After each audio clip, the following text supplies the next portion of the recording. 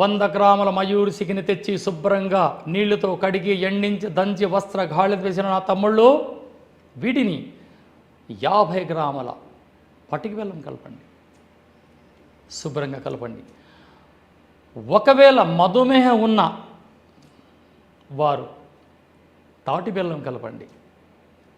100 గ్రాముల మయూరి సిగి చూర్ణం, 50 గ్రాముల తాటి బెల్లం కావచ్చు, లేదా పటిక బెల్లం కావచ్చు. పటిక బెల్లం ఎవరు వాడాలా? మధుమేహం లేని వారు. మధుమేహం ఉన్నవారు తాటి బెల్లం కలపాల. శుభ్రంగా మిక్సీలోనో రోట్లోనో దంచి అలా ఒక చక్కటి అద్భుతమైన ఒక మిశ్రమాన్ని తయారవుతుంది. వీటిని ప్రతిరోజు రాత్రి 3 వచ్చే పరిమాణంలో నోట్లో వేసుకొని కాస్త మంచినీళ్ళు తాగొచ్చు, లేదా అనుకూలం ఉన్నవారు, అవసరం ఉన్నవారు గోరువెచ్చని పాలలో కలుపుకొని తాగడం అలవాటు చేసుకుంటే